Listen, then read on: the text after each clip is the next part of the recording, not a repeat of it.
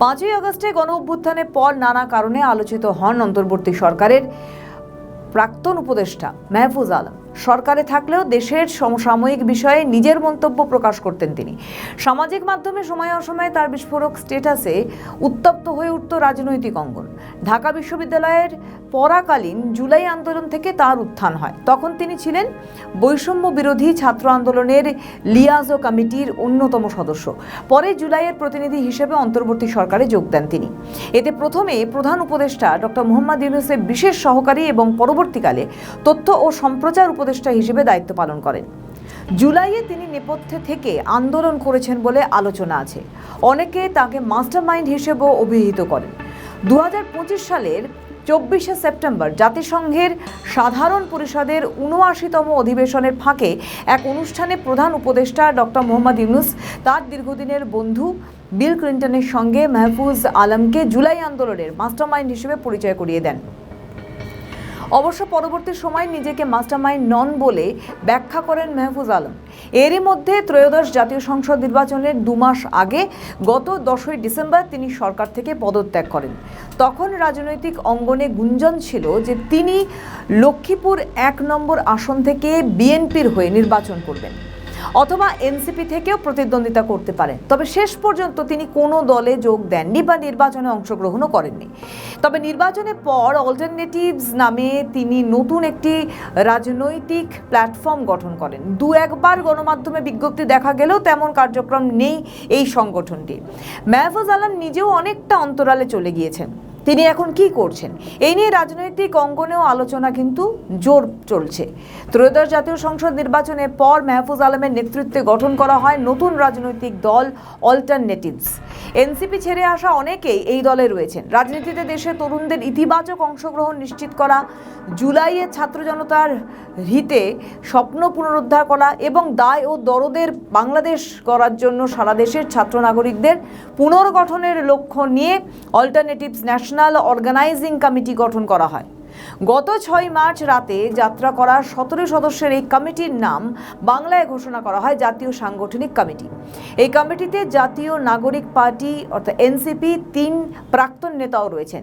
জাতীয় সাংগঠনিক কমিটিতে মাহফুজ আলম ছাড়াও অন্য সংগঠকরা হলেন আহমেদ ইবনে আরিফ অনি, ইমান সৈয়দ, ইমরান আহমেদ, জাহিন ফারুক আমিন, তানভীর চৌধুরী, তাজনুভা জাভিন, দুর্জয় দাশগুপ্ত, ফরহাদুল আলম সবুজ, মাইদা তানহা বিদুষী, মুতাসিম বিল্লাহ, মনিরুজ্জামান, মোহাম্মদ রায়হানুর রহমান রাবি, মোহাম্মদ ইরফানুল হক, সজ্জাদ হোসেন শহীদুল্লাহ, শেখ ফরিদ হাসান আলী। তবে মাহফুজ আলমের নেতৃত্বে যাত্রা শুরু হলেও 2-1টি অনুষ্ঠানের বাইরে তাদের চোখে পড়ার মতো কোনো কর্মসূচি কিন্তু নেই। জুলাই আন্দোলনের মাস্টারমাইন্ড হিসেবে বিশ্বমঞ্চে মাহফুজ আলমকে পরিচয় করিয়ে দেন অন্তর্বর্তী সরকারের প্রাক্তন প্রধান উপদেষ্টা অধ্যাপক ডক্টর মোহাম্মদ ইউনূস। 2024 সালের 24শে সেপ্টেম্বর জাতিসংঘ সাধারণ পরিষদের 79তম অধিবেশনের ফাঁকে প্রাক্তন মার্কিন প্রেসিডেন্ট বিল ক্লিন্টনের Clinton Global Initiative leader stage অনুষ্ঠানে যোগ দেন ডক্টর মোহাম্মদ ইউনূস। এই অনুষ্ঠানে মঞ্চে তিনি তার দীর্ঘদিনের বন্ধু প্রাক্তন প্রেসিডেন্ট বিল ক্লিন্টনের সঙ্গে নানান বিষয়ে কথা বলার ফাঁকে সফর সঙ্গীদের 3 জনকে পরিচয় করিয়ে দেন। এর মধ্যে তৎকালীন প্রধান উপদেষ্টার বিশেষ সহকারী মাহফুজ আলমকে কোটা সংস্কার আন্দোলন ও পরে সরকার পতনের মাস্টারমাইন্ড হিসেবে উল্লেখ করেন। এই সময় মাহফুজকে সামনে এগিয়ে দিয়ে তিনি বলেন, গণ অভ্যুত্থানের পিছনের কারিগর হচ্ছে মাহফুজ। যদিও মাহফুজ সবসময় বলেন সে একা নয়, আরও অনেকেই আছেন।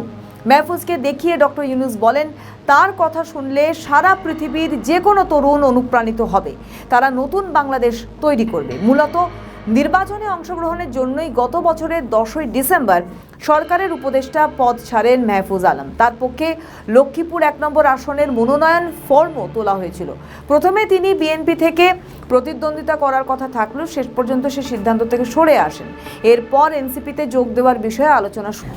তবে জামায়াত ও সামনা 11 দলীয় নির্বাচনী সমঝোতা এনসিপি যোগ দেওয়ার আনুষ্ঠানিক ঘোষণা আসার পর মাহফুজ সেখানেও না থাকা স্পষ্ট ঘোষণা করেন।